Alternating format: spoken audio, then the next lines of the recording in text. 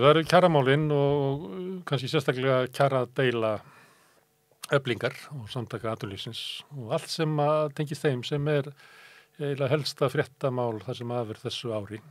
Sólveig Anna ætlaði að koma inn í kvöld en hún eins og margir eru komið með flensu í frostaveturinu mikla. Ég vona þannig að við erum að endurvekja hann með miklum frostum og svo einhver gangandi pestir í gangi. En Sigurður Pétursson, sakfræðingur, þú kom hingað áður að ræða verkefnismál. Ég held ég hafi nú haft orð á því að það væri, þú væri skýrastur manna eða ræðum þau. Takk fyrir Það er bara þannig. Heyrðu, þessi, ef við erum að meta vígstöðuna, nú var samninganefnd Eflingar á fundi í gær, þar sem að þau voru að forma með hvaða hætti þau ætlaðu að hafa verkvöllin og búist við því að þau ætlaðu að hafa þau í svona smærri hópum og það verður gengið til atkvæða, en við vitum því miður ekki alveg hvernig planið er. En það fyrir eitt félag að fara í verkfall þegar það er búið að semja við svona marga aðra. Er þetta veikstaða eða skiptir það kannski litlu máli? Þessi meinta einangrun Eflingar. Já, einangrun Eflingar og kusu að standa ein, sagði einhver góður maður. Það hefur oft gerst áður að verkalýðsfélög hafa kosið að standa ein.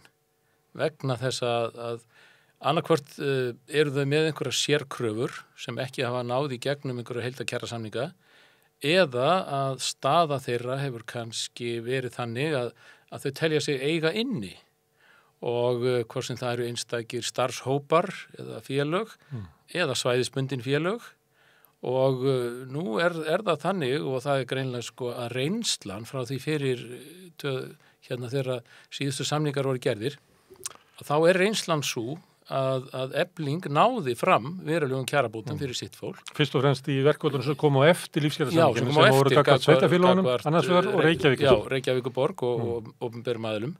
Og það er almennt viðurkennt að þetta eru eiginlega mestu launahækkanir sem að voru þegar er oft verið að ræða það að laun hefur hækkað meira hjá hinu opinbera, þá ættu fólk að skoða það hver að vera afleiðingin, hvort það veri afleiðing af verkfallsaðgerðum Eflingar. Já, og tvímælalaus árangur þar sem að lægstu hóparnir voru hífðir upp, sem að menn er alltaf að tala en standa svo aldrei við. Og nú er tækifæri aftur vegna þess að samningandi sem búið er að gera, það eru ekki samningar sem að lyfta upp botninum. Ég held að það sé almennt viðurkennt. Auk þess er að renna kannski upp fyrir fólki smátt og smátt að þetta voru ekki eins frábæri samningar eins og látið var í veðri vaka til að byrja með. Er það svo? Verðbólgan æðir áfram. Er það svo að þessi vera rennuð fyrir mörgum? Það er bara deilt þetta. Mér finnst það vera bara, fólk sér það bara núna eftir því sem vikurna líða. Það var talað það strax í byrjun desember að verðbólgan væri bara að fara niður bara strax á morgun. Það er ekkert farið að gerast í því ennþá, þvert á móti. Það dynja á hækkanir núna í hverja einustu viku og fólk finnur fyrir þessu. Og fólk sér það að 10% verðbólga mun halda áfram eitthvað inn í þetta ár og éta upp þessar frekar hóværu kauphækkanir sem voru. Og þá er spurningin, er fólk tilbúið að fara í baráttu fyrir þá réttlátari kjörum? Og það virðist vera að reynslan í Eflingu fyrir 3 árum og stemmingin sem er þar núna og auk þess einörð fórusta sem skiptir alltaf máli líka að það geti orðið til þess að Efling hafi stöðu til að sækja meira og svo kemur auðvitað hitt að þegar að koma fréttir núna dag eftir dag þennan ofsa gróða sem er á mörgum sviðum þjóðfélagsins og hann nú fara að koma ársöfgjörsk og skráðra félaga bara mjög fljótlega já, það fara að koma í ljós að bankarnir að græða 80 milljarða í fyrra og þetta var allt eftir að koma fram núna og mun sjálfsagt koma betur og betur í ljós einmitt eins og þú varst í viðtali hér áðan við hagfræðinginn hjá BHM sem er að sýna fram á þennan gríðarlega hagnað sem er hjá fyrirtækjunum og þessi hagnaður er ekki nema að örlitlu leyti að lenda hjá launafólki og þá er tækifærið ef ekki þá, hvenar til þess að sækja þá aðeins stærri hlut. Þú nefndir verkvöllin sem að Efling fór í gagnvart sveitarfélögunum hérna á höfuðborgarsvæðinu og Reykjavík sérstaklega. Þar er andstæðingurinn svolítið svona veikur. Það er pólitísk forysta sem á í erfiðleikum með deiluna sem að verður hana. Það sem að annars vegar andstæðingarnir eru fátækasta fólki í Reykjavík og hins vegar það meiri hlutin í Reykjavík sem að leiddur af samfylkingunni. Þetta er svona, myndi maður segja að veri svona veik andstæða. Andstæðingur var í erfiðri stöðu. Getur ekki verið að samtök atvinnulífsins séu bara þveröfugt og þessu alveg til í verkfallsaðgerðir, langar verkfallsaðgerðir til þess að brjóta niður róttækasta hluta verkfallsaðgerðar? Jú, það er alveg örugt. Að það er forysta atvinnurekanda og örugglega sterk og stór fyrirtæki þar inni sem stýra ferðinni eru þetta og vilja þetta. Þau ætla núna að kenna Eflingar fórustunni leksi. Og þar með allri verkefniseiningunni að svona verkefnisbaráttu þýðir ekki. Og sína öllum hinum, einmitt. Og þetta hefur svo sem gerst áður. Eins og hvenær? Þegar Vestfirðingar fóru í verkfall 1997, eins og ég alltaf að minna á, og slitu sig út úr Flóabandalaginu og verkamannasambandinu. Það er eins og stýriði þeirri baráttu. Og hann var þar með fullt af góðu fólki og þar var undirbúningur búin að vera mjög mikil umræða í samfélaginu. Það voru þetta breytingar, kvótakerfið var að sína vesturhlíðar og fleira og hlutur fiskverkafólks var fyrir borðborinn á þeim tíma og það leiðréttist ekki í stóru heildarsamningunum. Þannig að Vestfirðingar tóku sig þar út úr en þá kom í ljós að það er atvinnurekandasambandið sem er miklu miðstýrðara og þar stjórnuðu bara aðilar ferðinni og höfðu í raun og veru litlir atvinnurekendur út á landi, höfðu ekki lengur það frelsi sem þeir höfðu hér áður fyrr til þess að semja hver á sínum stað. Þú telur að þar hafi verið fyrirtæki sem hefðu viljað semja? Tvímælalaust. En það var bara miðstýringaraflið í Reykjavík sem ákvað það að kenna þeim leksíu sem að voru að reyna að ná fram betri kjörum. Og það verður sami upp á teininginu núna. En þá kemur hitt á móti að hversu mikið vald hafa þessi sterku aðilar innan atvinnurekanda samtakana. Það er þetta ráð í það. Ef að ferðaþjónustan fer að tapa peningum, ef að ferðaþjónustan fer að tapa álit og pöntunum sem að geta verið langtíma áhrif, þá er ég ekki viss um það að þau vilji fórna því fyrir nokkura prósenta hækkun á launum. Það skiptir þá ekki máli hvernig Efling leggur upp verkfallið. Það sé það sem bitnar á fólki eða á fyrirtækjum, en þó ekki þannig að samtök atvinnulífsins hafi eitthvað svona leik á borði að geta farið út í verkbönn eða einhvern veginn að auka skaðsemina þannig að verkfallið verði, hvað við segja, óvinsælt og meðal félaga. Já, ég held að þetta hefur svolítið breyst.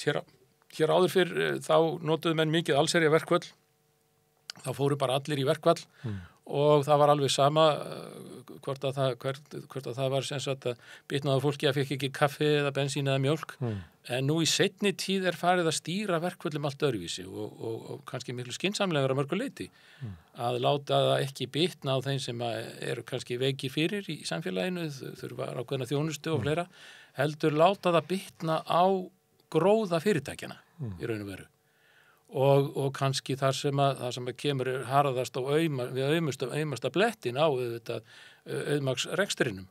Þannig að það er hægt að stýra því og við sjáum það kannski líka út í Bretlandi núna, þar sem eru mjög mikil verkföll, bæði opinbera geiranum. Það er eiginlega vonlaust að fylgjast með þeim, að því að þeir fara í verkfall miðvikudaginn í þessari viku og svo á fimmtudaginn í þar næstu viku. Já. Mjög flókið það.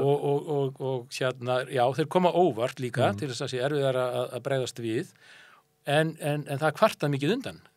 Og það eru þeir sem að reka fyrirtækin sem er kvartað mest, ekki almenningur, sem þó lendir oft í auðvitað verkfallinu. Og þetta verður svolítið, auðvitað verður þetta, kallar þetta á heilmikla skipulagningu og öðruvísi skipulagningu heldur en hér áður fyrr. Og það er auðvitað með sýnist nú allu, samkvæmt þeim fréttum sem maður heyrir frá Eflingu, að þá er verið að skipuleggja. Og þess vegna held ég að komi þessi óvænta hótun frá atvinnurekendum verkbann sem hefur nánast ekkert verið notað hér á Íslandi, að senda fólk launalaust heim sem hliðarverkun af deilu, jafnvel þó fólk sé ekki sjálft í deilu eða í verkfalli.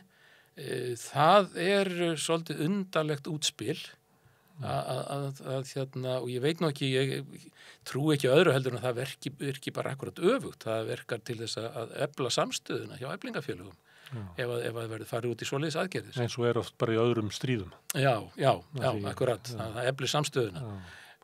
En svo vitum við auðvitað að atvinnurekendur þeir sitja á mjög dýrum vinnusjóðum sem að þeir geta deilt út í fyrirtækja til að hjálpa þeim að standa af sér verkvöld, en það gerist náttúrulega, það dugar ekki endalaust. Staða Eflingar og þeirra kjarabaráttu, nú ef maður svona horfir yfir fréttaflutning og annað slíkt, þá ekki að sjá að það sé almennur stuðningur þeirra sem að stýra umræðinni, þvert á móti.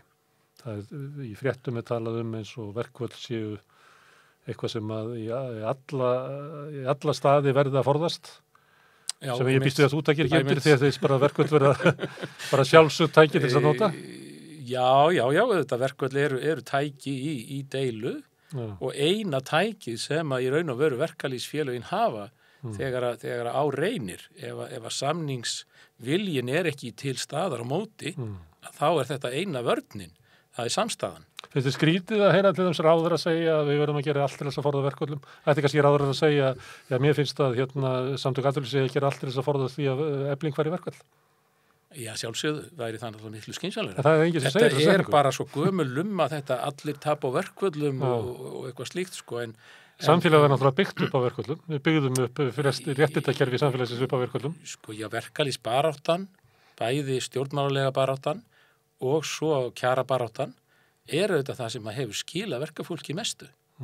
Það hefur ekkert gerst að sjálfu sér. Þetta vita náttúrulega allir sem að þekki eitthvað til í verkalýðsbaráttu. Það hefur ekkert komið að sjálfu sér. Og það hefur aldrei komið neitt nema fyrir þrýsting og aðgerðir. Og síðan hefur bara stundum verið auðveldar að ná fram bótum þegar það hefur verið mikil uppsveifla í samfélaginu eða stjórnvöld hafa verið hliðhóll verkalýðnum. En núna kemur þetta dæmigerða almenna snakk og það svolítið sorglegt að sjá suma sem maður hélt að væru kannski vinstra megin í samfélaginu að tala bara svona með þessum hætti í þessum gamlu klísjum. Já, það var náttúrulega fulltrúi VG í Silfrinu í gær sem að talaði að æmita þessu nótum, allir töpu á verkvöldum. Já, ég held ég að heyrt eitthvað af því. Það deilt inn í verkalýðshreyfingunni og þú manst að það var frestað aðeins í þingi að því að listist deilu upp og það átti að vera frestað hálft ára eitthvað leys, þannig það ætti að vera haldið svona í mars, apríl. Það verður eiginlega bara ólíklegra að það verið friður á því þingi eftir því sem á líður. Ég býst við að þegar fólk frestað þessu, þá hefur séð fyrir sér að myndir svona settlast. Það eiginlega bara þveröfugt þróun sem við erum að horfa upp á. Já, að mörgu leyti þó nú svona, það eru nú vissir, sko, við kannum segja þannig að sumir eru gætnar en aðrir. Og það nú eins og sumir hafi nú bara gjörsamlega sleppt sér núna síðustu dagana og þá í svona einhvers konar réttlætingu fyrir því sem að þeir eru það búnir að gera, búnir að semja eða að gera. Og þá talaðu Vilhjálm Birgisson. Þá er ég að tala Vilhjálm Birgisson og nokkra fleiri sem að Aðalsteinn Árni á Húsavík tók undir þetta og Björn á Akureyri. Síðan hjó ég eftir því að það eru aðrir sem taka kannski annan pól í hæðina og sérstaklega út af þessari umræðu það hvort að það sé dýrar að lifa í Reykjavík. Sannarlega er húsnæðiskostnaður dýrar í Reykjavík. En ég sá að Finnbogi Sveinbjörnsson fyrir vestan að hann tók svolítið annan pól í hæðina og sagði eins og þetta sannur verkalýðsleiðtogi að hann styddi baráttu Eflingar til þess að ná fram betri kjörum en benti jafnframt á að verkalýðshreyfingin á Vestfjörðum hefur barist fyrir því í áratugi að kostnaður við húshitun sé jafnaður á landinu og það sé þá tekið tillit til þess í kjarasamningum fyrst að hið opinbera ríkisvaldið gerir ekkert í því málum. Á köldum svæðum er fólk að borga 4 sinnum hærra verð fyrir hitan í húsunum heldur en annar staðar og þannig hefur verið áratugum saman. Fólk út á landi þarf að leggja í mikinn kostnað við að komast til sérfræðinga í heilsugæslu eða læknishjálpar og mikil kostnaður og óhagræði og vinnutap sem kemur út af því. Verkalýðsforkólur út á landi verið að tala sig inn á það einmitt í sumar að leggja áherslu á til dæmis heilbrigðiskerfið. Já. En það var síðan ekkert úr því að þetta voru bara skammtíma samningar. Já, og annað sem að renna kannski upp fyrir mörgum núna, að ríkisvaldið slapp. Alveg. Vegna þess að síðustu áratugina þá hefur nú alltaf verið hluti af kröfugerð verkalýðshreyfingarinnar verið félagslegar úrbætur og meira heldur en kannski í öðru löndum þar sem að jafnaðarmannaflokkar hafa séð þetta. Hér hafa þeir verið mjög veikir og þess vegna hefur verkalýðshreyfingin þurft að grípa inn í og sjá þessa hluti fyrir almenning í landinu. Ég spurði ASÍ, hvernig sér þetta settlast? Ég sé ekki... Sólveig Anna hefur nú sagt að starfsgrænsafbeldi sé henda Efling út. Við bent á að þeir borgi þar, Efling borgar 45% af öllum kostnaði við starfsgrænsafbeldi og fæ svo ekki nema skít og skam. Já, Efling náttúrulega stærsta félagið og stendur þar alveg undir mest öllum kostnaðinum, eða stóran hluta. Ég sé ekki gerast neitt allavega fyrir vorið, hvað sem gerist, þegar allar launadeilur verða búnar og búið að semja, að auðvitað betra ef verkalýðshreyfingin samstæð. En það ekki líkur á því að það náðu sér úr vorið. Það verður líklegt að verður samið einhverja svona forystu sem svona málamynduna forysta. Þannig að það verður svona leitað athugað hvort að tíminn lækni sárin. Já, og það finnist ný. Er það ekki líklegast? Jú, það trúlegast. Miðað við stöðunni svona núna. Já. Og þá getur ríkisstjórnin kannski bara setið í skjólinu vegna þess að sameiginlegar kröfur verkalýðshreyfingarinnar gagnvart ríkinu úrbætur í félagsmálum, skattamálum, húsnæðismálum að það ekkert verið að fylgja þeim eftir. Og stjórnarandstaðan hefur ekki held ég kraft til þess að fylgja því fram. En ef hins vegar verkalýðshreyfingin og stjórnarandstaðan næðu saman og krefðist úrbóta á þessum sviðum, að þá myndum við örugglega að sjá eitthvað. Svo ekki verið nema kannski líka bara gegn ógrinu sem að því við vorum að ræða hérna og svo hinn hlíðin, sem það. Hann Kristján Þórður kemur hérna við rauðaborðið á morgun og ég ætla að ræða við hann ASÍ. Ég ætla að spyrja hann þetta, hvaða líkur eru á því að það verði eitthvað svona sátt til sóknar eða erum við að fara að tala bara sátt til þess að bara láta ASÍ bara bíða þangað til að kemur í ljós hverjir eru sterkir og hverjir raunverulega hafa áhrif og völd inn í verkalýðshreyfingunni. Já, það er spennandi. Við á samstöðunni, við erum að bæta við þáttum og þú ætlar að vera með mér í einum þætti sem heitir Samtal á sunnudagsmorgni og við ætlum að byrja að taka sirpu verkalýðsbaráttu. Já, við ætlum að gera svona þáttaröð og fá til okkar gesti og ræða verkalýðsbaráttuna frá ýmsum hliðum. Já. En það tengist hún náttúrulega öllum sviðum samfélagsins. Já. Þetta verður sagnfræði, við ætlum að fara yfir í upphafið, við ætlum líka að skoða verkalýðsbaráttu á tímum nýfrjálsvíkinnar, við ætlum að skoða konur í verkalýðsbaráttunni og svo kannski þegar við erum búin að draga upp svona sögu og mynd og við ætlum að tala velferðarkerfi, áhrif verkalýðshreyfingar á stjórnmálin, þessu svolítið það sem að þú hefur verið að tala um tengst stjórnmálan á verkalýðshreyfingarnar, af hverju það hefur náðst árangur á tímabili í Skandinavíu, það er nú síður seinni ár. Já, hér á landi, eins og er í bók sem ég er að lesa í mitt núna, sem er bókin hans Stefáns Ólafssonar. Og við þurfum að ræða það. Já, við þurfum að ræða það betur. Svo í lokin á sirpinu þá kannski ræðum við verkalýðsforustuna sem er að starfa og athugum gott að kenningar, sagnfræðinga og fræðimannanna passi við baráttuna. Já, það verður spennandi að taka þessa umræðu. Áhugavert. Þetta er þáttur sem að byrjar á næsta sunnudag klukkan 9 að morgni, en svo er hann náttúrulega aðgengilegu fyrir þá sem að sofa út, bæði á YouTube og Facebook og verður líka í öllum hlaðvarpsveitum, heitir Samtal á sunnudagsmorgni, minnum við hann heiti, og það við byrjum á því að ræða verkalýðsbaráttuna. Hvet ykkur til að fylgjast með því, en